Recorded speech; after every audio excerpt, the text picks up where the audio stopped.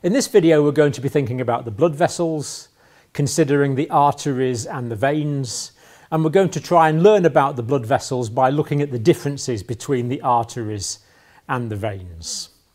But before we do that, I just want to talk a little bit about the two sort of circulatory systems in the body. And we've made a note of this on top. Firstly, there is the systemic circulation, and then there is the pulmonary circulation. Now, the systemic circulation is taking blood from the aorta, pumped out by the left ventricle, to all the systems of the body. So it goes to the brain and the spinal cord and the kidneys and the liver and the hands and the feet. It basically goes everywhere except the lungs. So the systemic circulation is perfusing all the systems of the body. But the pulmonary circulation, from the right ventricle, the blood is leaving the pulmonary artery and is going to the lungs only to be oxygenated. So we're going to look at arteries and veins, and we're mostly going to be considering systemic arteries and veins, but as we go along we will point out one or two of the minor individual differences between the pulmonary and the systemic circulation. And the thing to start off with is remarkably easy, remarkably straightforward. An artery is simply any vessel that carries blood away from the heart. It is that simple. So an arterial vessel is carrying blood away from the heart. That is always true. So a vein is towards. It's as simple as that. A vein is any vessel carrying blood towards the heart. That is the definition of these vessels. Arterial vessels taking blood away, veins bringing blood back towards the heart. And that's true whether we're talking about the systemic or the pulmonary circulation. Now, arteries do not have valves. They do not have valves to ensure one-way flow. But veins do have valves. Now, the reason for this is that the blood goes through the tube of the artery under the influence of the blood pressure generated by the contraction of the heart. In the case of the systemic circulation, under the pressure generated by the left ventricle. In the case of the pulmonary circulation, under the pressure generated by the right ventricle. But the veins don't have this luxury because they're carrying blood back towards the heart. So we have to make sure that the blood only travels in that direction, from the periphery back towards the heart. And for this reason, the veins will have valves. And the valves will point up in this direction, pointing towards the heart. So what this means is that once the blood has gone from a lower part of the vein up into the next part of the vein, then it shouldn't be able to regurgitate backwards because these valves will shut. So the valve will open in this direction, allowing the blood to go from there to there. But then if the blood tries to go back towards the periphery, the valve will simply shut. And these valves are particularly plentiful in the veins in the legs and the veins in the arms. Now we want to think about the overall structure of blood vessels now. And a good way to do this is to think about cross sections of the blood vessels. So if we think about an artery here, in the middle we have the arterial lumen. The lumen is the hole down the middle of any blood vessel. And then surrounding the lumen there's a layer of vascular endothelium, a relatively thin layer of vascular endothelium. Now, the layers of a blood vessel are like coats, the coats of a blood vessel. So they're all called tunica. They're all called tunica. And the one in the middle is called the interna. So this is the Tunica Interna. Some books will call it the intima. It means exactly the same thing. So that is that first layer. And then arteries are going to have a thicker muscular wall. They have a thicker layer in the middle, and this is the tunica media, mostly made up of smooth muscle and some elastic tissues as well. And then round about the outside there's another layer called the externa. So we've got the tunica interna, or the intima, the media, and the tunica externa. And sometimes you'll see the tunica externa referred to as the tunica adventitia. The adventitia is the outer layer of an organ. And with arteries, especially the larger arteries, there is actually a couple of extra layers. Around about the outside of the tunica media, there's an extra layer that is largely elastic tissue, because the larger arteries, we want them to be elastic. That's called the elastic lamina.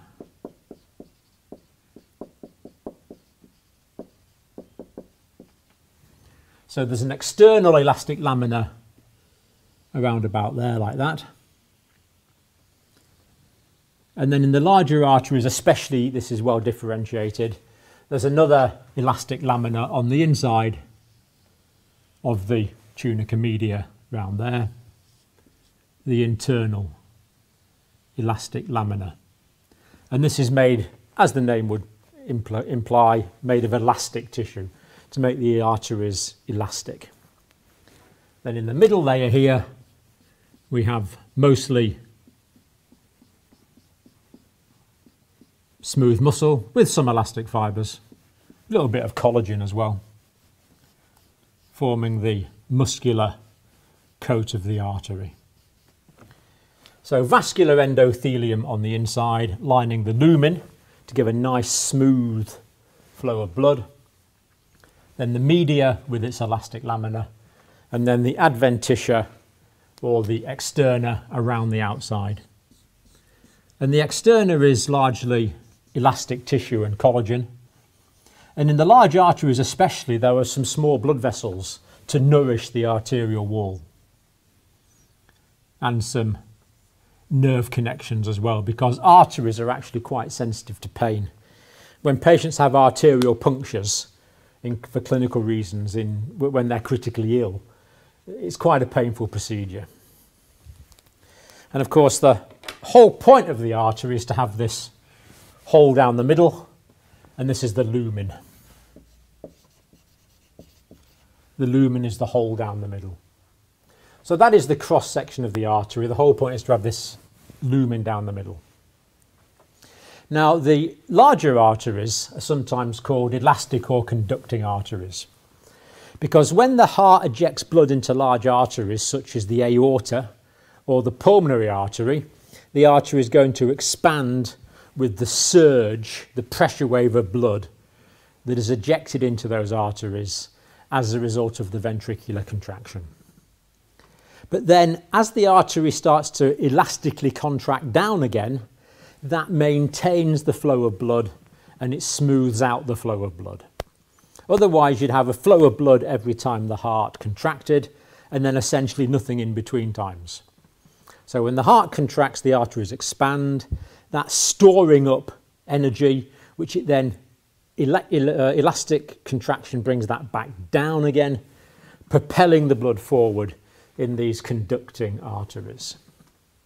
Now in the smaller arteries, these are sometimes called distributing arteries, and they have more muscle and less elastic tissue in their walls. These are the sort of arteries that you might feel in the wrist, for example, in the radial artery.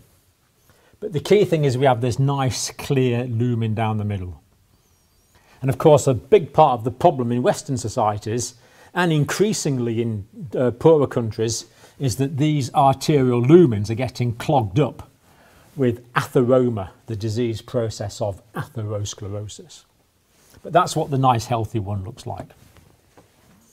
So just to label this, they're all called tunica. The interna is the internal one, that one there.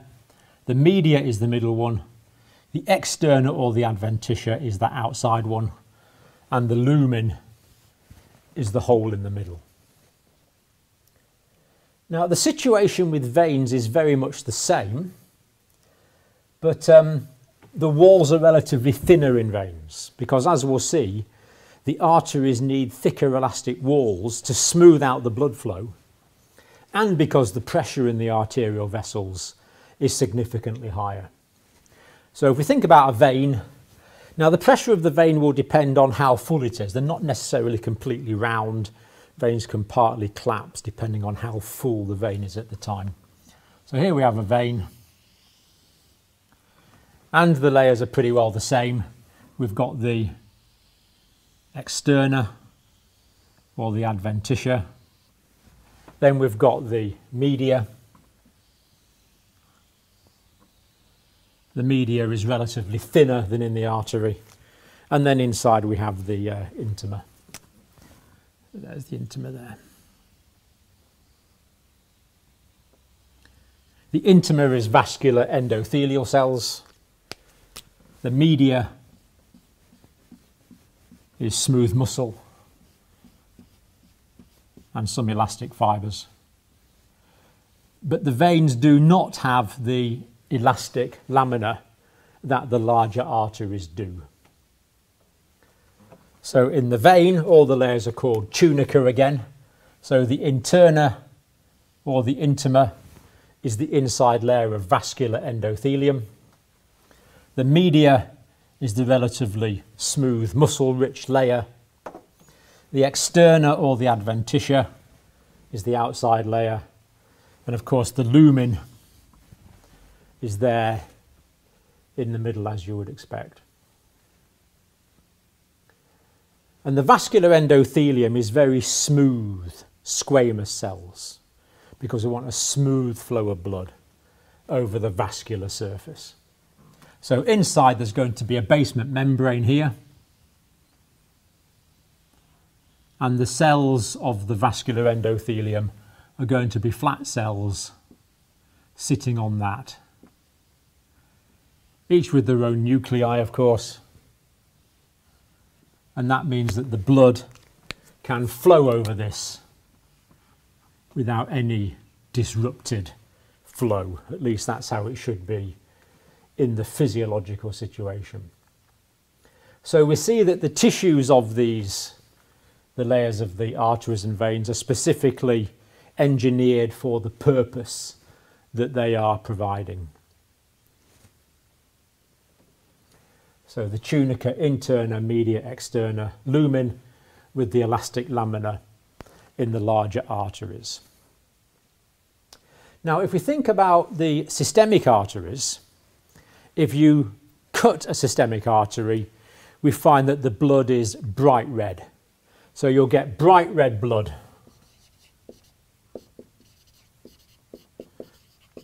Bright red blood from an injured systemic artery. Whereas if you cut a vein, a systemic vein in the feet or the hands or wherever, then that blood we're going to notice is going to be dark red.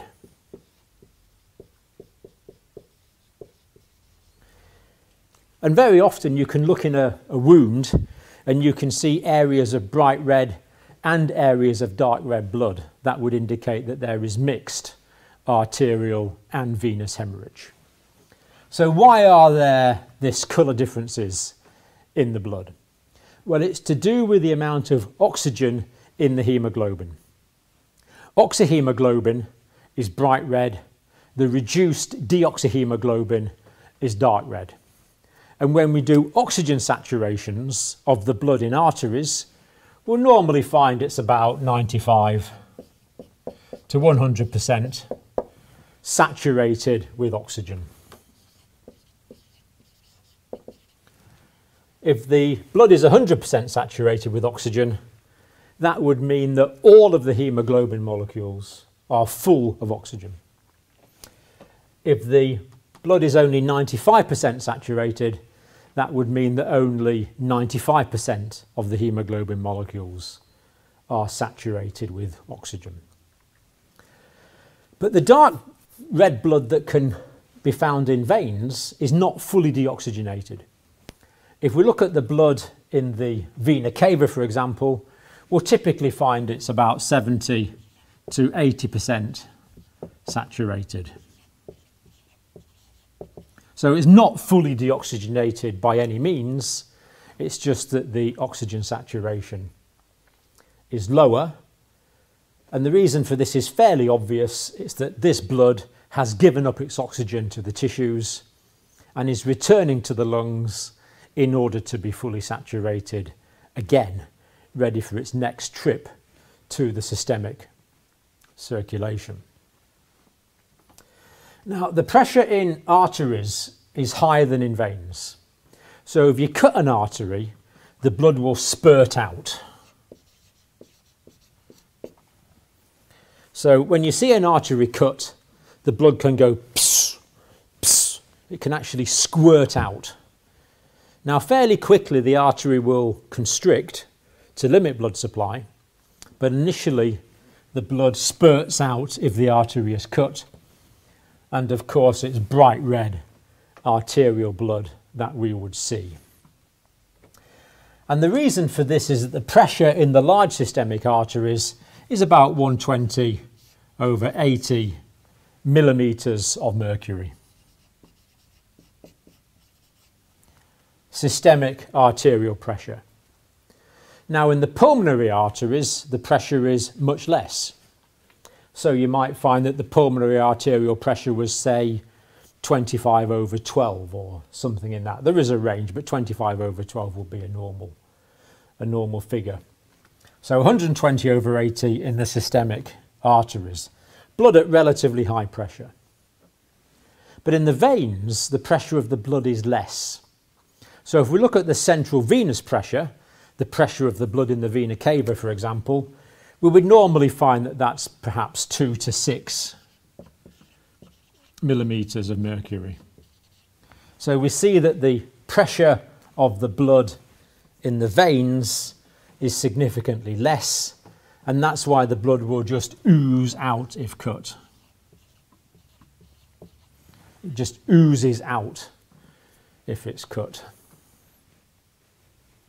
And indeed, if you ever want to know for sure if a vessel you're examining is an artery or a vein, it's very simple. Arteries pulsate. You will be able to feel the arterial pulsations going under your fingers in an artery, whereas in a vein there is no pulses. At least there's no pulse generated by the ventricular contraction. So it's quite simple to tell the difference. And of course, the fact that arteries pulsate is very useful. We can feel them all over the body, and that gives us a lot of useful clinical information about our patients. So the blood vessels, the large blood vessels, the arteries and the veins, systemic and pulmonary circulation. Arteries carry blood away from the heart. They have no valves. They have the 3 layers, the tunica interna, media and externa, but they have these additional elastic lamina to make the arteries elastic, to smooth out the pulsations. The oxygen saturations are 95 to 100%, so the blood is bright red. The pressure's high, so it will spurt out if cut, and they will generate the pulse if you palpate them, especially if you palpate them over a bone that's nice and hard, so you can squeeze the artery against the bone. Veins carry blood towards the heart. Veins have valves, arteries do not. The walls of the veins are relatively thinner, although they still have the tunica externa, media and intima. The veins do not have the well differentiated elastic lamina as arteries do. The saturations in veins are 70 to 80%. Oxygen saturations are much lower, so the blood is dark red in appearance. The central venous pressure is only about 2 to 6 millimetres of mercury, so when we cut veins they usually ooze out if they're cut. And of course veins, we cannot palpate the arterial pulsation. So that's a little bit about arteries and veins and the differences between the two types of vessel.